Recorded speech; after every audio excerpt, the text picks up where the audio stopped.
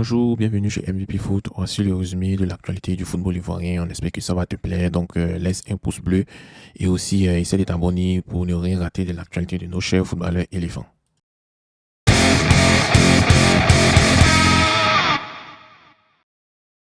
commence par la Côte d'Ivoire U20 qui a joué contre le Mexique U23. Ils ont joué dans un tournoi qu'on appelle la Maurice Revelo. C'était communément appelé le tournoi de Toulon. Et la Côte d'Ivoire a gagné 4-1. Voilà, une grosse victoire, 4-1.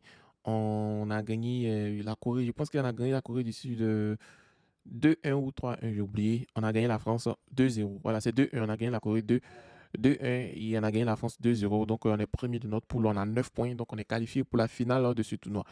Il faut noter que cette équipe U20 de Côte d'Ivoire, c'est une équipe qui est vraiment, vraiment, vraiment agréable à regarder. Les joueurs se connaissent et aussi, c'est un des joueurs majoritairement qui jouent dans le championnat de Côte d'Ivoire. Voilà, donc c'est pour vous montrer que le championnat de Côte d'Ivoire est en train de faire de telle sorte que ces joueurs sont, les joueurs sont performants, quoi. Donc, ça veut dire le championnat de Côte d'Ivoire, c'est vrai que c'est difficile, mais c'est performant.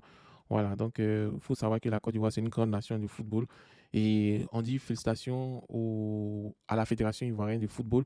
Félicitations aussi comment on appelle, au directeur technique national qui est en train de faire un très, très, très, très grand boulot.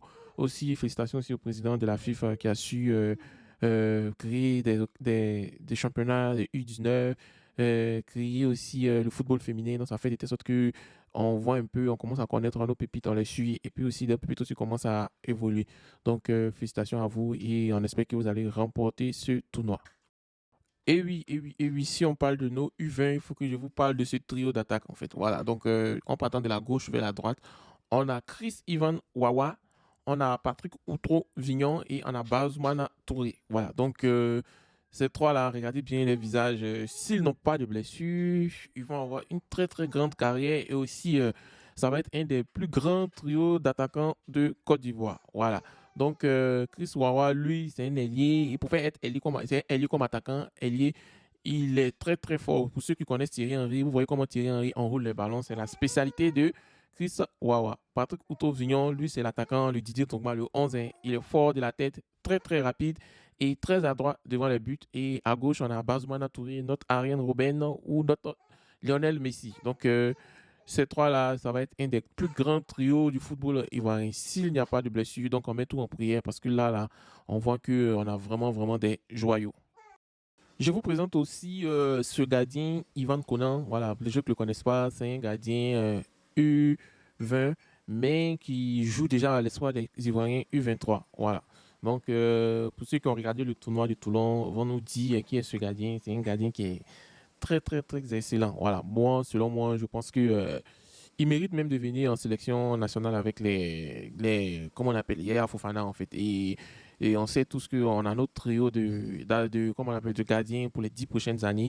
On a Yaya Fofana, on a, comment il s'appelle, Mohamed Kone et on a Ivan Konan. Donc, si les deux premiers là, eux, ils ne, comment on appelle, ils sont pas trop en forme, le petit là va venir prendre les places parce qu'avec ce qu'il est en train de montrer, ça montre que c'est un très très grand gardien et il va peut-être monter avec l'équipe de Lyon parce qu'il mérite d'être gardien numéro un de l'équipe de Lyon. Donc voilà, un des joyaux encore de l'équipe ivoirienne. Donc côté gardien, c'est assuré, défense c'est assuré, attaque c'est un peu assuré, mais quand les petits vont venir, on va vraiment être étoffé. Donc allez les éléphants. Bon, actuellement, ils sont en train de jouer. La SEC est en train de jouer contre Lausanne Abobo pour la première demi-finale de la Coupe nationale de Côte d'Ivoire. Voilà. Donc, pour ceux qui veulent avoir des places en compétition africaine, ils savent ce qu'ils ont à faire. Ils n'ont qu'à gagner, aller en finale et aussi remporter cette coupe pour pouvoir espérer jouer une compétition africaine.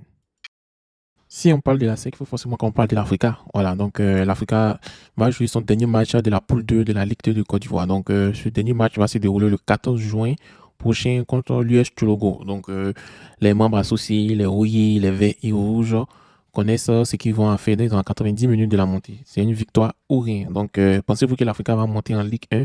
Écrivez en commentaire, on aimerait bien le savoir. Merci! Et oui, et oui, et oui, et oui, nos éléphants sont bien arrivés au Malawi, donc ils ont commencé à s'entraîner, voilà. Donc, on sait tous qu'ils vont jouer le mardi à 13h GMT contre le Kenya, voilà. Donc, ça, c'est un match piège. Le Gabon n'était pas un match piège, ça, c'est vraiment un match piège, donc il faut vraiment prendre au sérieux cette rencontre en fait. Voilà, donc ils sont en train de s'entraîner et on espère que on aura une grosse victoire, peut-être 3-0 pour les éléphants. Voilà, donc écrivez en commentaire quel est votre pronostic Côte d'Ivoire, Kenya. Voilà, merci. C'est tout pour aujourd'hui. Donc, rendez-vous demain. Voilà, pour le journal des éléphants. Là, comme ça, on aura beaucoup d'informations pour vous. Et n'oubliez pas de vous abonner aussi. Et n'oubliez pas de nous soutenir, en fait, parce qu'actuellement, on ne fait pas de direct. Donc, n'oubliez pas de nous soutenir. Ça va vraiment nous aider.